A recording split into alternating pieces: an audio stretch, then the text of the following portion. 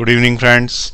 हमको आज एसी की एक शीट सॉल्व करनी है जिसमें 20 क्वेश्चंस हैं। तो ये 20 क्वेश्चंस एक के बाद एक आते जाएंगे। आप पॉज दबाइए और उसको सॉल्व करने की कोशिश करिए, ठीक है। और उसके बाद जो है वो मैं इसका बीच में एक्सप्लेनेशन देता हूँ। तो यहाँ पे देखते जाइए, आपको दिखते जाएंगे। 20 क्वेश्चन पूरे करने हैं फटाफट, ठीक है। चलिए देखें।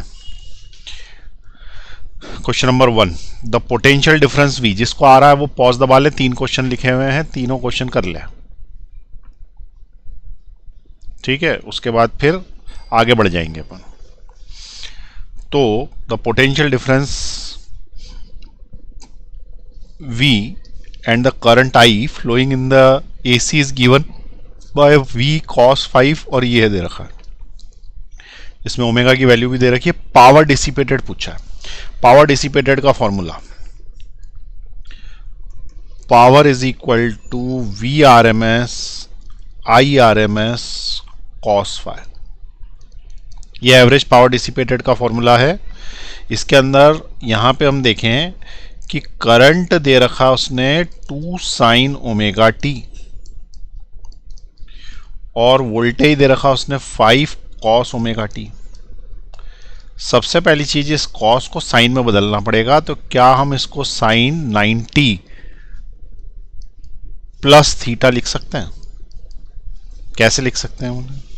देखो, ये जो कोऑर्डिनेट सिस्टम होता है ना, इसमें ये ऑल पॉजिटिव, ये साइन पॉजिटिव, ये 10 पॉजिटिव और ये कॉस पॉजिटिव, और ये 0 से लेकर 90 डिग्री, और ये 180 डिग्री, और ये 270 डिग्री। अब हमको ये पता है कि 90 प्लस पाई लिखा है मैंने, 90 प्लस समथिंग। 90 प्लस समथिंग इस क्वाड्रेंट में आएगा। इस क्वाड्रेंट में साइन पॉजिटिव होता है, और साइन जो है वो कॉस हो जाता है, क्योंकि 90 में ऐड करेंगे तो कॉस हो जाएगा।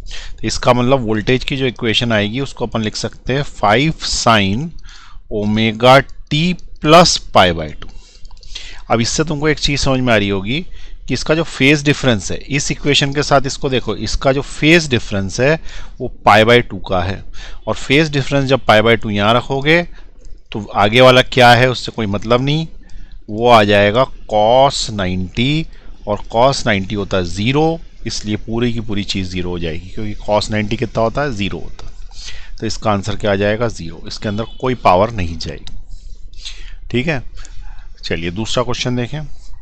इन an AC circuit is given bye, यहाँ पे एक चीज छूट गई है, 100 है यहाँ पे, ठीक, करेक्शन है उसके अंदर। An AC circuit voltage is given by, तो this is the voltage and this is the current, ठीक है, ये करंट है। अब वो ये बोल रहा पावर डिसिपेटेड क्या होगा। तो पावर डिसिपेटेड के हमारे पास जो फॉर्मूले हैं उसके अंदर हमने एक फॉर्मूला तो ऊपर लिखा है, एक वी नॉट आई नॉट में भी फॉर्मूला होता है। तो पावर का एक फॉर्मूला और क्या है, वी नॉट आई नॉट में power average is equal to half V not I not cos 5। ये भी पावर का फॉर्मूला। अब यहाँ पे पावर एवरेज का फॉर्मूला लगा दिया, तो it is equal to half V not, V not ये this is V not into I not, this is I not. लेकिन यहाँ ध्यान रखना है मिली एम्पियर में है, जबकि ये तो वोल्ट में ही था। तो मिली एम्पियर का 10 की पावर -3 और आएगा, इंटू कॉस ऑफ 0, 0 यानी पाई बाई 3। तो इट इज इक्वल टू, ये 1 2 और 3 0 3 से कैंसिल हो गए, तो 10 को 2 से डिवाइड करेंगे तो 5 आएगा, इंटू कॉस पाई बाई 3।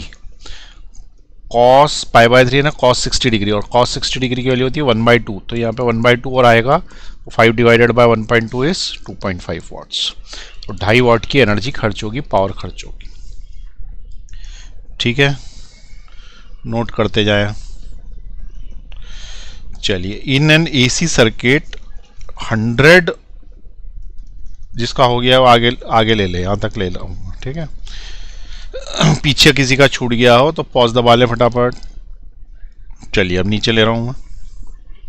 तीसरे नंबर का देखें, जिसका हो गया है उसके आगे भी कर सकता है। In an AC circuit I is equal to this, current दे रखा, time required for the current to achieve its peak value. Current उसकी पीक वैल्यू कब अचीव करेगा? तो देखो, करंट की इक्वेशन है I equal to 100 sine 200 pi t. अब पीक वैल्यू तो यही होगी उसकी, ये पीक वैल्यू कब अचीव करेगा, तो ये इंस्टेंटेनियस जगह रहती है, इस इंस्टेंटेनियस करंट पे हमने पीक वैल्यू लिख दी, तो पीक वैल्यू कब अचीव करेगा और टाइम यहाँ से निकल आएगा। ठीक है, ये जो टी है ना, ये टी बता देगा कि कब करेगा। तो ये 100 इज इक्वल टू, यहाँ पे क्या लिखा, 100 साइन 200 पाई टी। अब इसको इससे कैंसिल कर दिया तो 1 आ गया, तो 1 is equal to sine 200 pi t. अब मुझे बताओ साइन में 1 कब आता है, तो साइन 90 होता है, 190 को पाई बाई 2 लिखते हैं, तो sine 90 is equal to sine 200 pi t. ठीक है, मैं जब शीट सॉल्व कराता हूँ तो थोड़ा फास्ट कराता हूँ, क्योंकि मान लेता हूँ कि तुमने फॉर्मूला रिवाइज कर लिए, नहीं करे होंगे तो कठिन लगेगा। अब ये पाई से पाई कैंसिल, क्योंकि साइन तो हट ही गया, तो बचा क्या तुम्हारे पास, एक ये बचा और ये बचा, इक्वल टू में ये दोनों आ गए, इसमें भी पाई से पाई कैंसिल, और टी बराबर 1/400 हो गया, 1/400 सेकेंड्स। इसका मतलब ये वाला ऑप्शन सही है। ठीक है, चलिए नेक्स्ट क्वेश्चन देखेंगे।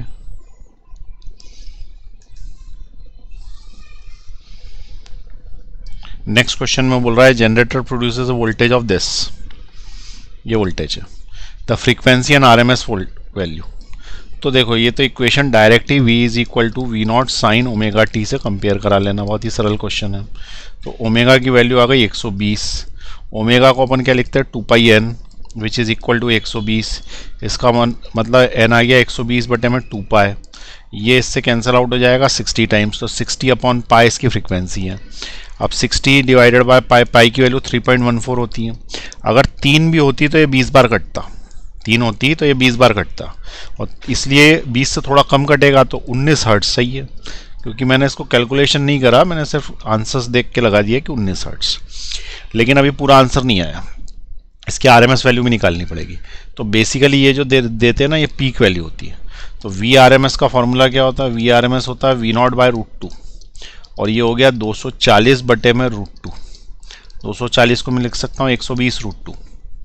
ठीक है, √2 की वैल्यू होती है नियरली 1.414, 120 और में 1.4 का मल्टीप्लाई करेंगे तो सीधी बात है 170 आएगा। अब तुम बोलोगे ऐसे कैसे आ गया, तो देखो मैं ऐसा कर ही नहीं रहा, सॉल्व ही नहीं करा मैंने क्या बोला कि या तो ये आंसर है, ये आंसर है, क्योंकि 19 सही है। अब यहाँ पे देखो कि 120 है, तो 120 तो है ही नहीं ना, 120 के अपन ऊपर हैं, तो ऊपर तो एक ही ऑप्शन है ना, तो फिर इसका यही ऑप्शन होगा। और जिसको विश्वास नहीं हो मल्टीप्लाई करके देख ले इन दोनों का आपस में, ठीक है, या फिर मेरे तरीके से समय बचा लें। चलिए नेक्स्ट क्वेश्चन देखेंगे,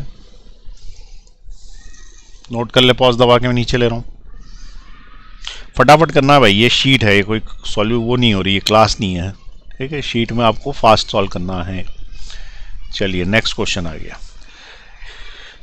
ए sinusoidal AC current flows through a resistor R, the peak value is IP, the power dissipated. Power का formula, power is equal to half V peak I peak cos phi, या power is equal to 1/2 V² by R cos phi, इसमें भी ये V0 होगा, ठीक है, इसको भी यूज कर सकते हो तुम।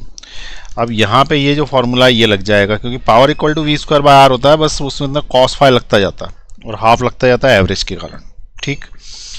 अब क्या करोगे, इसमें वैल्यूज डालोगे, तो वो बोल रहा है कि रेजिस्टेंस R है, तो ठीक है, रेजिस्टेंस तो हम यूज़ कर लेंगे यहाँ पे। पीक वैल्यू उसकी IP है, अच्छा तो उसको पीक वैल्यू में चाहिए, इसका मतलब ये फॉर्मूला काम का नहीं है, तो ठीक है दूसरा लगा देते हैं। Power is equal to I² R पता है ना तुम, लेकिन ये हाफ आएगा क्योंकि पीक वैल्यू के साथ ले रहे हैं, तो cos phi, ये इसका पावर का तीसरा फॉर्मूला यूज़ कर लेंगे हम यहाँ पे। तो ये फॉर्मूले में रेजिस्टेंस हम यूज़ कर लेंगे यहाँ पे, जो उसने दे रखा है resistance, peak value of current वो हम यहाँ यूज़ कर लेंगे, हाफ आगे आएगा ही आएगा, बचा cos phi। अब cos phi के अंदर ये देखो कि सिर्फ रजिस्टर है, रजिस्टर जब रहता है तो वोल्टेज इन रजिस्टर और करंट के बीच में फेज एंगल 0 होता है, और अगर फेज एंगल 0 होगा तो यहाँ पे 0 रखो, cos 0 1 हो जाएगा, तो इतना ही आंसर आ जाएगा सिर्फ। तो इतना आंसर क्या है, हाफ IP² और दिस, तो ये वाला आंसर सही है इसका, ठीक है। चलिए पॉज दबाए, लिखें फटाफट, चलो नीचे ले रहा हूँ, जिसको सॉल्व करना है पॉज दबा के सॉल्व कर ले। चलिए, a 40 ohm electric heater is connected to 220 volts, ठीक है, 50 वोल्ट सप्लाई, तो peak value of electric current through, peak value पूछा, ओम्स लॉ लगेगा, ओम्स लॉ लगेगा। ओम्स लॉ क्या है, V is equal to I R, लेकिन अगर ये पीक है तो ये भी पीक होना चाहिए। अब पीक वैल्यू ऑफ करंट पूछ रहा है, इलेक्ट्रिक करंट की पीक वैल्यू पूछ रहा है, तो ठीक है, उसने ये पूछा आई नॉट अपने से, तो हमने लिखा आई नॉट। रेजिस्टेंस चाहिए उसके लिए हमारे पास, तो रेजिस्टेंस है हमारे पास 40 ओम्स का, तो 40 ओम्स का हमने यहाँ रेजिस्टेंस भी लिख लिया। अब तुम्हें यहाँ पे वोल्टेज की पीक वैल्यू चाहिए, जबकि ये वोल्टेज की पीक वैल्यू नहीं होती, ये आरएमएस होती है। क्योंकि मुझे कैसे पता पड़ा, क्योंकि जो छपा होता है आरएमएस होता है, जो बताता नहीं वो भी आरएमएस होता है। उसने बताया क्या तुमको कि कौन सा है, क्वेश्चन में बताया क्या, नहीं बताया ना, तो ये आरएमएस है। आरएमएस है तो इसकी जो पीक वैल्यू होगी वी नॉट, वो √2 टाइम्स वी आरएमएस होती है, तो V naught is equal to √2 into 200, तो यहाँ पे √2 इंटू 200 लिखना पड़ेगा, इट इज √2 इंटू 200। अब इससे आई नॉट आ जाएगा, 200 डिवाइडेड बाय 40 और ऊपर √2, 0 से 0 कैंसिल, ये इससे 5 बार कैंसिल, तो आई नॉट इज इक्वल टू 5√2। 5√2 का मतलब होता है 7 एम्पियर। ठीक है, ऐसा क्यों, ये तो हो नहीं सकता, ये भी नहीं हो सकता, और 5√2 10 तो नहीं हो सकता, 5 इंटू 2 10 होगा, तो यही होगा ऑप्शन। नहीं विश्वास हो तो करके देख लो, टाइम वेस्ट अपना। ठीक है, चलिए नेक्स्ट क्वेश्चन देखें।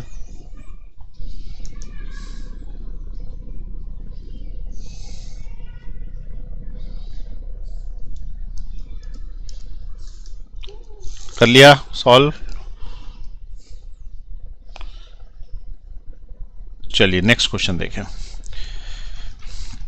The RMS value of AC is 50 hertz. ठीक है भाई, 50 हर्ट्स इज 10 एम्पियर, यानी फ्रीक्वेंसी जो है वो उसकी है 50 हर्ट्स और 10 एम्पियर का करंट है, तो इसका मतलब आई आरएमएस दे रखा है उसने, I RMS is equal to 10 ampere. ठीक, फ्रीक्वेंसी दे रखी है उसने 50 हर्ट्स, ये भी सही है। जीरो से मैक्सिमम वैल्यू पहुंचने में, zero to maximum value and the peak value of current will be, अच्छा जीरो से मैक्सिमम वैल्यू पहुंचने में कितना समय लगेगा, समय कितना लगेगा जीरो से मैक्सिमम पहुंचने में, और आई नॉट भी पूछा है, peak value of the current, तो बड़ी आसान सी बात है आई नॉट तो, क्योंकि अगर ये 10 है तो आई नॉट का तो simple formula I not is √2 times of I RMS.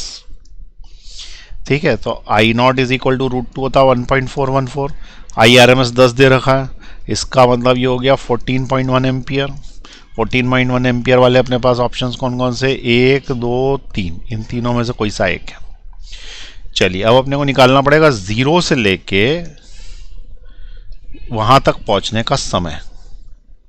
ठीक है, तो उसके लिए हम इक्वेशन यूज करेंगे, I is equal to I not sine omega t, ये इक्वेशन यूज करेंगे। अब आई जो करंट है उसकी जगह हम डालेंगे 10, एक मिनट, पीक वैल्यू डालनी पड़ेगी ना, तो उसके लिए अपन करंट डालेंगे 10√2। भाई जीरो से पीक वैल्यू पहुंचाना है ना उसको, तो पीक वैल्यू तो 10√2 है, 10√2, तो यहाँ पे 10√2 डाली, which is equal to I naught, तो 10√2 ही है, into sine omega, omega is 2πn, n frequency 50 hertz into t, ये कैंसिल हो गया, 1 हो गया, साइन में 90 पे 1 आता है, तो sign 91 is equal to 2π50t। ठीक है, अभी करा के बताया था कैसे किया है मैंने, पाई से पाई कैंसिल, तो time is equal to 1/2 into 50, 200। 1/200 को अगर अपन लिखें तो पॉइंट लगेगा, तो ये 0 बढ़ेगा, फिर 0 लगेगा, तो एक और 0 बढ़ेगा, फिर एक और 0 लगेगा, तो एक और 0 बढ़ेगा, अब ये 5 बार चला जाएगा, 0.005। 0.005 का मतलब होता है 5 इंटू 10⁻³ सेकेंड्स। इसके अंदर दो ऑप्शन एक जैसे हैं, सी और डी, तो ये दोनों ही सही हैं, 5 इंटू 10⁻³ सेकेंड्स। ठीक है, इट इज़ 5 इंटू 10⁻³ इतना समय लगेगा।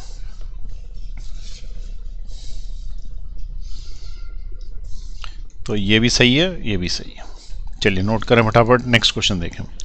The peak value of an alternating EMF is this, ये इसकी पीक वैल्यू है, is 10 volts and its frequency is 50 hertz. ठीक, तो इक्वेशन को ढंग से लिख लें अपन। इक्वेशन हमारे पास है E is equal to E0, क्या है, E is equal to E0 cos omega t. E की जगह लिखा मैंने ई नॉट की जगह लिखा मैंने, देखो इसने दे रखी है peak value is 10 volts, E naught की जगह लिखा मैंने 10 cos omega is 2 pi n, omega is 2 pi n, जहाँ पे एन कितना 50 हर्ट्स, यहाँ 50 डालो तो 50 इंटू 2 हो जाएंगे 100, तो ये हो जाएगा 100 पाई टी। ये आ गई मेरे पास इक्वेशन। अब क्या क्वेश्चन पूछ रहा है वो बताएगा वो। क्या पूछ रहा है भैया बताओ जल्दी से। वो पूछ रहा है कि टी बराबर 1/600 सेकेंड में क्या वोल्टेज होगी। तो ये इंस्टेंटेनियस वोल्टेज क्या होगी, तो ये होती है इंस्टेंटेनियस वोल्टेज।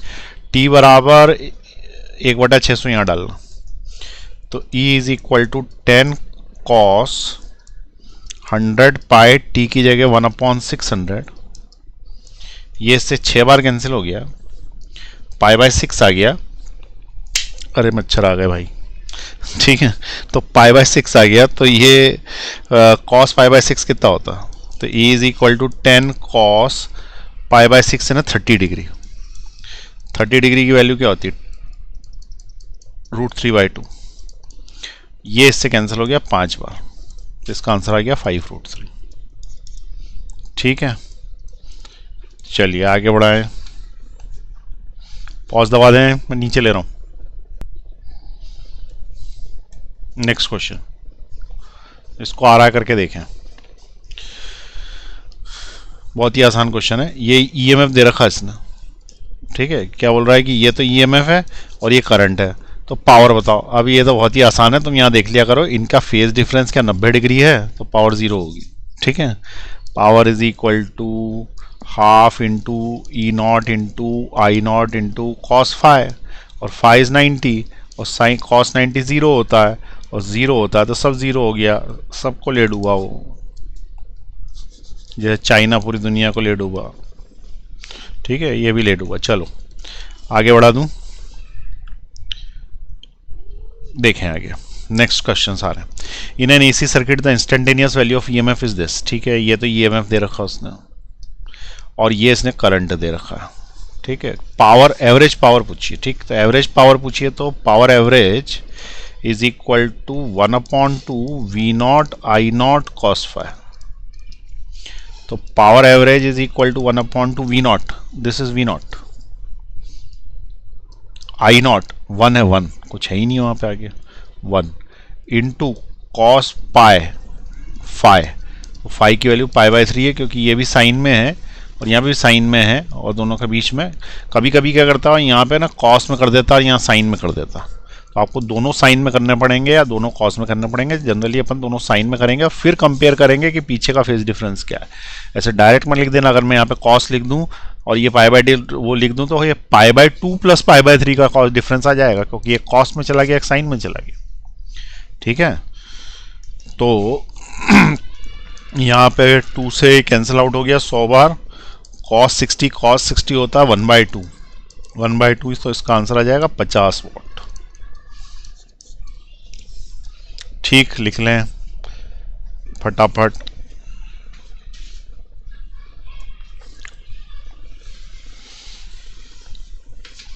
आगे देखें, बाद वाला, इसके बाद वाला क्वेश्चन तो मैं पहले ही करा चुका हूं। ये वाले में इसकी मैक्सिमम वैल्यू याद करवाई थी मैंने तुम्हें।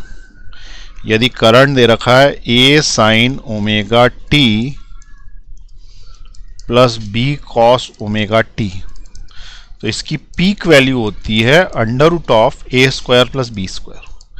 ये याद रखनी है, ठीक है। मैक्सिमम वैल्यू ये होती है। अब उसने तो RMS पूछी है, RMS पूछी है, तो हमें ये पता है कि IRMS कितना होता है, I0/√2 होता है। ये अगर I0 है तो √2 और करना उसके आगे। तो हमारा I0 है कितना, I0 होगा हमारा √ इसका स्क्वायर प्लस इसका square, that is equal to I1 का स्क्वायर प्लस I2 का स्क्वायर, और अपॉन में √2 और लेना है, तो अपॉन में √2 और ले लिया। ये आंसर आएगा इसका। अब ये तुम्हें कौन सा आंसर लगता है इसमें से, मुझे तो C लग रहा है। देखो 1/√2 है, ये 1/√2 है, और ये इसकी पावर हाफ उसने ऊपर लगा दी, इसको ब्रैकेट लगा के पावर हाफ भी लिख सकते हैं, क्योंकि रूट इज पावर हाफ, ठीक है। तो इसका आंसर C हो जाएगा। चलिए नेक्स्ट क्वेश्चन देखें। इन एन एसी सर्किट ये करंट है, ठीक है, और ये इसका वोल्टेज है, तो फिर वही क्वेश्चन आ गया, पावर कंजप्शन 0। अब मत पूछना, शर्म आने लगी बता बता के भी, ठीक है। चलिए नेक्स्ट क्वेश्चन देखें। ओ हो, अब तो डूब मरने की इच्छा हो रही है। ये एवरेज पावर कंज्यूम वही का वही, ठीक है, देखते से ही लगा देना भाई, ये तो एक साइन है, कॉस है, 90 डिग्री का फेस डिफरेंस है। चलिए आगे बढ़ा रहा हूं मैं।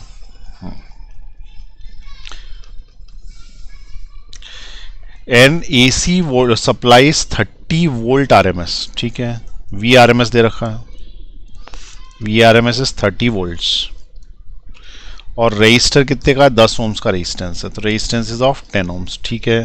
पावर डिसिपेटेड, तो देखो पावर का फॉर्मूला होता है V²/R डीसी में, और एसी में होता है हाफ और cos फाई और लग जाता है, और ये एवरेज पावर होती है एक साइकिल के लिए, ऐसे याद रखा करो फॉर्मूले।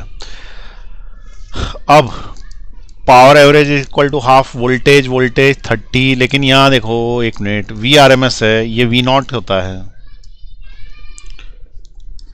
तो अगर तुम्हें V0 निकालना है तो 30√2 होगा, वो V0 हमेशा VRMS से ज़्यादा होगा √2 टाइम्स, तो इट विल बी 30√2। कोई डाउट भैया, इतना फास्ट तो करना ही पड़ेगा ना, तो 30√2, इसकी जगह 30√2 का स्क्वायर 900 × 2, और रेजिस्टेंस नीचे दे रखा 10 ओम्स, और cos फाई तो cos 0, क्यों, क्योंकि सिर्फ रजिस्टर है, और रजिस्टर के अंदर फेज डिफरेंस 0 होता है, ओनली रजिस्टर में फेज डिफरेंस 0 होता है। इधर इंडक्टर का एरिया, इधर कैपेसिटर का एरिया, दोनों है ही नहीं, इसका मतलब सिर्फ रेजिस्टेंस, और रेजिस्टेंस में फेज डिफरेंस 0 होता, cos 0 1 होता, cos 0 1 होता है, तो बचा क्या, ये 2 से 2 कैंसिल, 90 बचा, 90, तो 90 वाट आंसर आएगा इसका, ये रहा 90 वाट। चलिए नेक्स्ट क्वेश्चन देखें। A resistance of 20 ohms is connected to an alternating potential, time taken by the current to change from its peak value to the RMS value, ठीक है। अच्छा ये क्वेश्चन पीक वैल्यू से RMS पे ले जाना उसको, तो V is equal to 220 sin 100 pi t में this is the peak value, तो पीक वैल्यू उसका दे रखा है 220, तुमको RMS में पहुंचाना है, तो VRMS की वैल्यू क्या होती है, V0/√2 होती है, तो इसका मतलब VRMS जो होगा वो 220/√2 होगा। तो ये पूछ रहा है कि भाई V0 से VRMS कब पहुंचेगा, तो जो पहुंचेगा वो इंस्टेंटेनियस होगा, और उस इंस्टेंटेनियस को अपन इक्वेशन में रख देते हैं, तो ये यहाँ पे इक्वेशन में रख दिया मैंने, तो it will be 220 /√2 which is equal to 220 sin 100 pi t, 220 cancel, 1/√2 is equal to sine 100 pi t. अब इसका मतलब साइन में 1/√2 कब आता है, साइन में 1/√2 आता है 45 डिग्री, यानी π/2 पे, π/4 पे, sorry π/4 is equal to 100 pi t, pi से पाई कैंसिल, तो time is equal to 1/100 × 4, that is equal to 1/400 seconds. 1/400 seconds को मैं लिख सकता हूँ, पॉइंट लगाया तो ये 0 बढ़ा, फिर 0 बढ़ा, फिर एक और 0 बढ़ाया, फिर एक और 0 बढ़ाया, फिर ये 0 बढ़ाया, अब ये इससे 2.5 बार कैंसिल हो जाएगा, ठीक है, तो 2.5 ये आएगा, इसका मतलब ये हो गया 25 × 10⁻⁻4, इसका मतलब 2.5 × 10⁻⁻3, ये आएगा आंसर, लास्ट वाला ये आंसर, ठीक है। देख लेना कैलकुलेशन, तुम लोग सही करा है मैंने, तो तुम लोग देख लो कैसे करना है पॉइंट में हटाना के, ठीक। चलिए नेक्स्ट क्वेश्चन देखें। In an AC main supply given to 220 volts what should be the average EMF during the positive half cycle, ठीक। Average EMF during positive half cycle, इसका मतलब हाफ साइकिल एवरेज पूछ रहा है,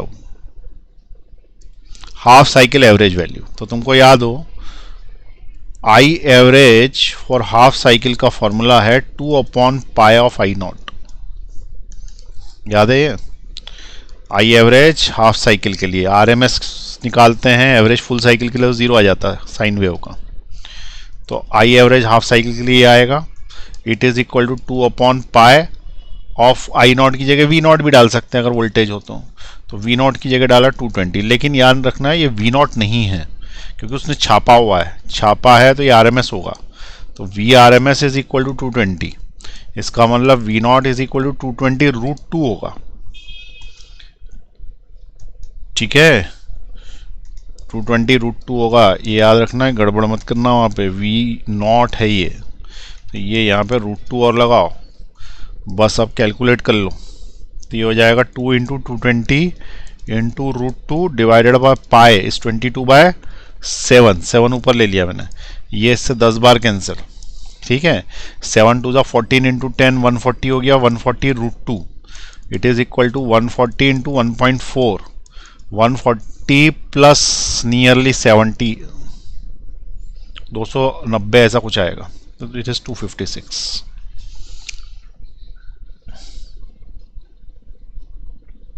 करके देख लो, 14 इंटू 14 190, एक मिनट गलती तो नहीं कर दी मैंने, 140 इंटू 14, तो इट इज़ 14 इंटू 14 ना, तो 14 इंटू 14 तो 14 का स्क्वायर हो गया, दैट इज़ 196 आएगा इसका आंसर, 196, यानी ये ऑप्शन सही है। ठीक है, 14 का स्क्वायर हो गया ना, तो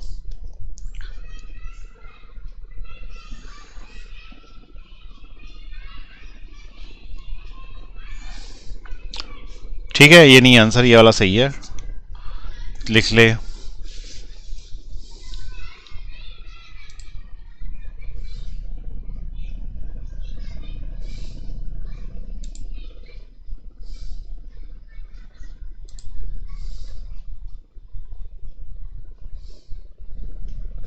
चले नीचे, चलिए नेक्स्ट क्वेश्चन देखें, 17 नंबर का। ए lamp consume only 50% of peak power in AC circuit. What is the phase difference between applied voltage and the circuit current?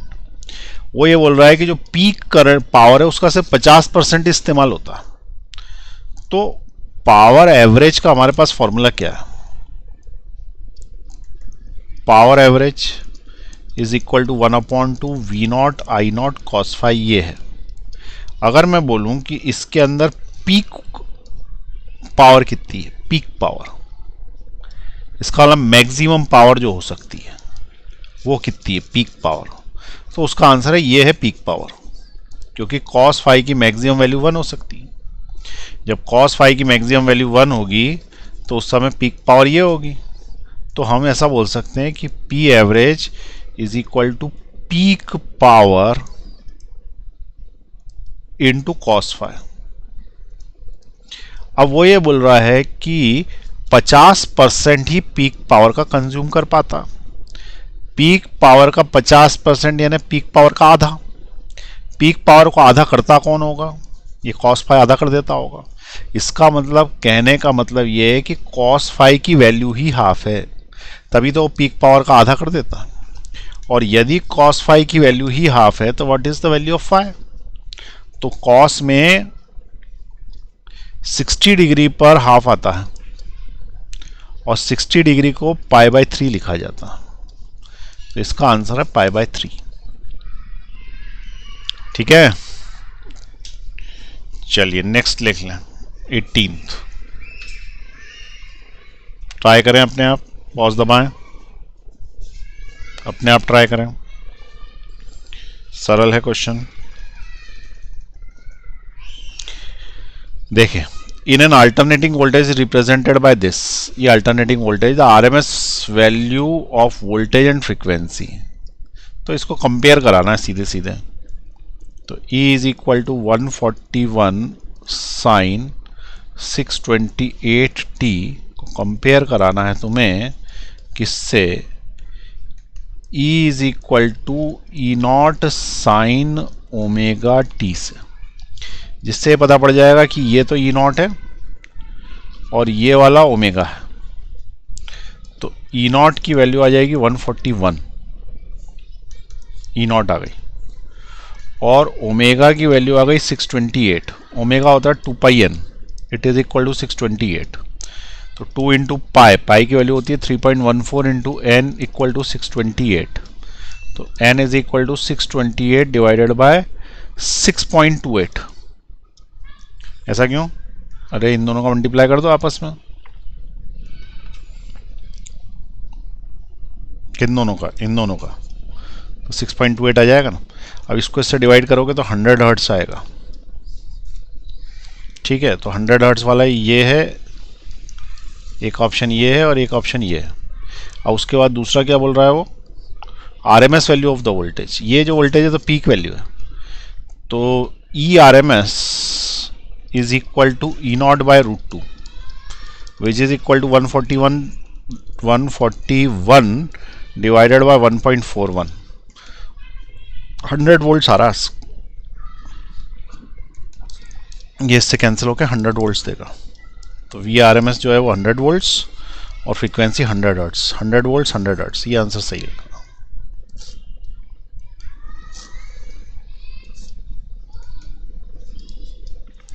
हो गया। चलिए नेक्स्ट क्वेश्चन देखें। पॉज दबा लो भाई।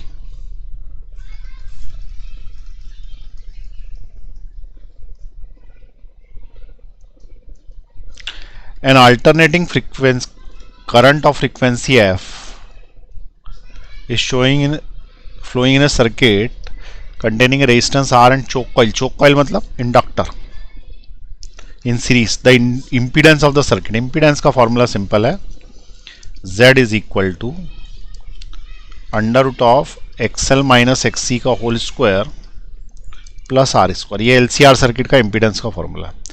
अब वो ये बोल रहा है कि इसमें सिर्फ R लगाया और L लगाया ने C लगाई नहीं है, तो कोई बात नहीं, C हटा देते हैं। तो Z इज इक्वल टू कितना हो गया? √ of XL का स्क्वायर प्लस R का स्क्वायर। तो Z is equal to √ of what is XL? XL का फॉर्मूला होता है omega L। XL is equal to omega L, और ओमेगा L यानी ओमेगा स्क्वायर L स्क्वायर, ऐसा हो गया। अच्छा, अगली स्टेप में अपन क्या ऐसा बोल सकते हैं कि it is equal to √ of omega is 2πn होता है, और उसका स्क्वायर 2πn का square L square plus R square. तो उसकी अगली स्टेप में क्या हो जाएगा? It is √ of 4π square N square L square plus R square. क्या ऐसा कोई ऑप्शन है? N को कुछ लोग F भी लिखते हैं, कुछ लोग इसको न्यू भी लिखते हैं, ये फ्रीक्वेंसी है। ठीक है, तो क्या तुम्हारे पास ऐसा कोई ऑप्शन है? 4π square F square L square R square, हाँ ये वाला ऑप्शन है, तो बी ऑप्शन सही है। चलिए पॉज दबा दीजिए, नेक्स्ट क्वेश्चन देखें। Power delivered by source of the circuit becomes maximum. Maximum power तब होगी जब रेजोनेंस होगा। ठीक है, तो उसका आंसर है एट रेजोनेंस। और जब रेजोनेंस होगा तो उस समय XL is equal to XC होगा, VL is equal to VC होगा, Z is equal to R होगा, और frequency is equal to 1/2π √ LC होगी। इतना याद रखना। अब इसमें XL यदि XC के बराबर हो गया तो XL का फॉर्मूला क्या होता है? Omega L। XC का फॉर्मूला क्या होता है? 1/ωc। यानी कि ये वाली कंडीशन लागू हो जाएगी, और ये वाली कंडीशन काय में दे रखी है उसने? बी वाले में दे रखी है, तो ये इसका आंसर हो जाएगा बी वाला। ठीक है, चलिए पॉज दबाएं फटाफट।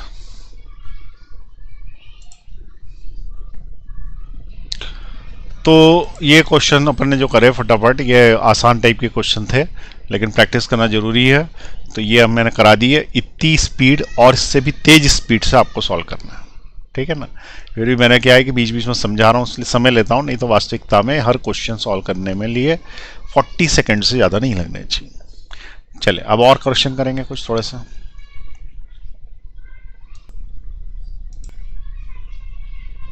चलिए 5 क्वेश्चन और है इसके बाद। 21 नंबर का जो क्वेश्चन आ गया है वो आप देखें यहाँ पे, ट्राई करें सॉल्व करने का। An alternating voltage is connected in series with resistance R and inductor L। ऐसे में डायग्राम बना लिया करो। सीरीज में रेजिस्टेंस लगाया R और इंडक्टर लगाए L। Potential drop across the resistance, इसके अक्रॉस जो पोटेंशियल ड्रॉप है वो 200 वोल्ट है, और इंडक्टर के अक्रॉस 150 वोल्ट है। तो उसने पूछा है कि ये बताए what is the applied voltage. तो अप्लाइड वोल्टेज का महा फॉर्मूला जो है वो क्या है? √ of VL माइनस VC का होल स्क्वायर प्लस VR का square. V is equal to under root of VL minus VC। अब VC तो है ही नहीं इसमें, सिर्फ ये है और ये है, तो इसका फॉर्मूला बचेगा VL का स्क्वायर प्लस VR का स्क्वायर। ठीक है, तो V is equal to under root of VL, this is VL, it is 150 का स्क्वायर प्लस VR का स्क्वायर दैट इज 200 का स्क्वायर। उससे हमको इसका आंसर मिल जाएगा B। तो V is equal to under root of 25, 225 होता है, 225 और 2 0 और प्लस 40000। तो V is equal to under root of 62500। 62500 किसका रूट होता है? ये तो 25 का होता है और ये 0 का, तो 250 आ गया ना इसका, 250 वोल्ट्स। ये आंसर आएगा इसका, 250 वोल्ट्स। लिख ले फटाफट, नीचे ले रहा हूं। In a circuit containing inductance of zero resistance, मतलब प्योर इंडक्टर है, प्योर इंडक्टर।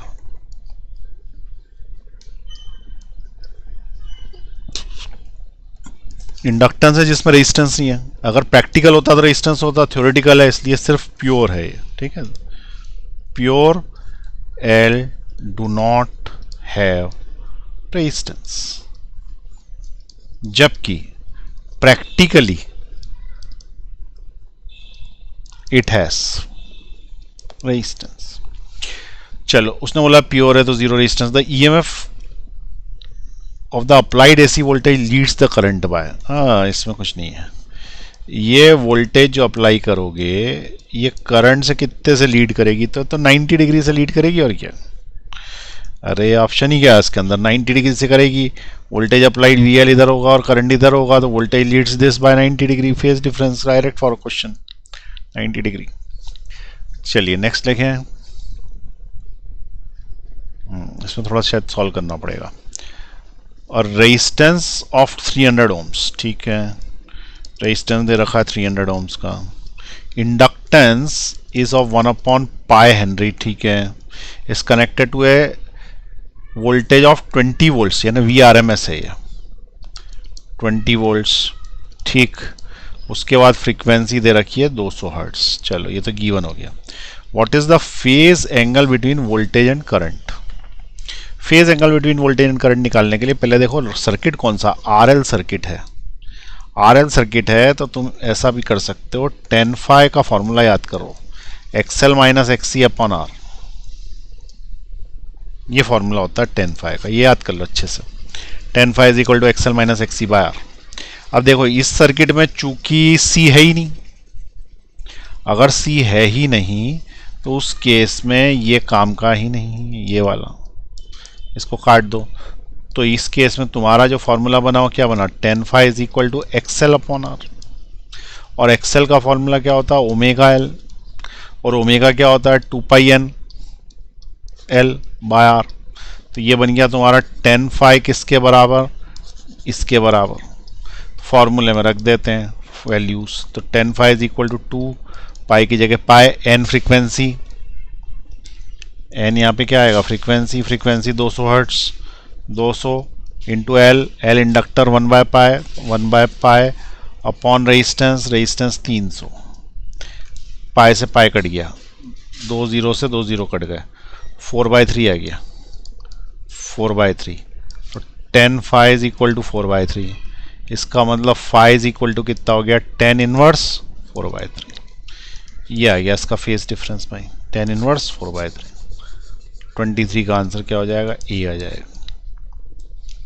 ठीक है, फॉर्मूले याद होंगे, चैप्टर सबसे सरल है, सबसे सरल, सिर्फ फॉर्मूले पे बेस्ड। लिख लिया हो तो आगे बढ़ाएं। नेक्स्ट क्वेश्चन देखें।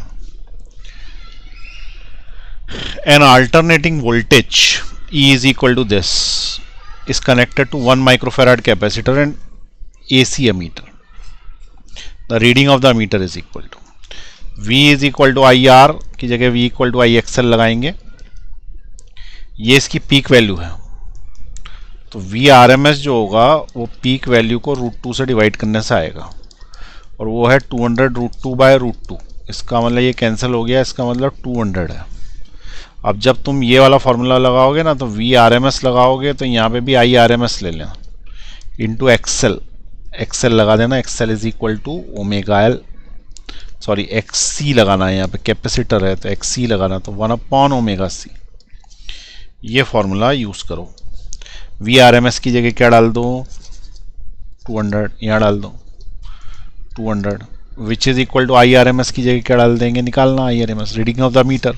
अच्छा मीटर हमेशा RMS ही नापेगा, तो IRMS इंटू 1/ओमेगा, omega is 2πn frequency into capacity, frequency यहाँ से मिलेगी 100T से, तो हमने क्या बोला 100T is equal to 2π/NT। ऐसा क्यों, क्योंकि ओमेगा टी होता है ना, ओमेगा इज 2πn, इसमें T से T कैंसिल हो गया तो फ्रीक्वेंसी आ गई 100/2π।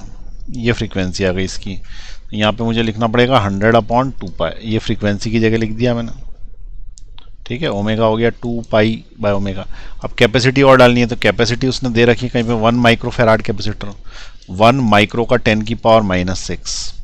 बस अब काटा पीटी बचानी बची है, 2π से 2π कैंसिल, ये हो जाएगा, ये सब उधर जाएंगे, तो IRMS इज इक्वल टू कितना आ गया, 200 into 100 into 10⁻⁻⁶।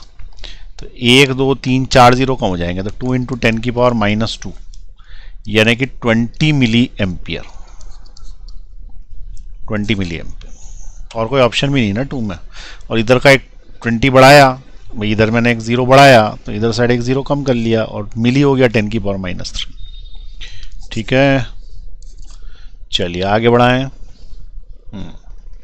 The average power dissipation in a pure capacitance, pure capacitance तुमको याद हो तो ये वॉटलेस करंट फेंकता है, वॉटलेस करंट, वॉटलेस करंट में पावर का लॉस नहीं होता इसलिए 0 होती है। वैसे भी सिर्फ कैपेसिटर लगा है तो कैपेसिटर का वोल्टेज तो इधर होगा ना VC, और करंट इधर होगा, दोनों के बीच में एंगल कितना होगा 90 डिग्री, और पावर डिसिपेटेड पूछ रहा है तो पावर एवरेज का फॉर्मूला क्या होता है, हाफ V0 I0 cos φ, और cos 90 रखोगे, cos 90 की वैल्यू 0 होती है, यानी कैपेसिटर कोई पावर देता ही खर्च ही नहीं करता, कोई पावर खर्च नहीं करेगा, तो इसका आंसर क्या आ जाएगा 0। पॉज दबाएं, लिख लें।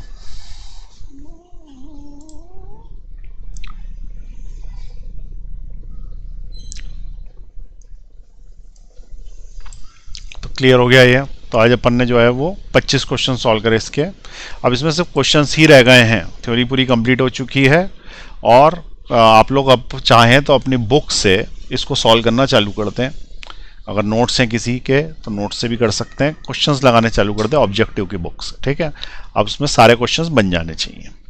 अब अगली क्लास में देखते हैं आगे।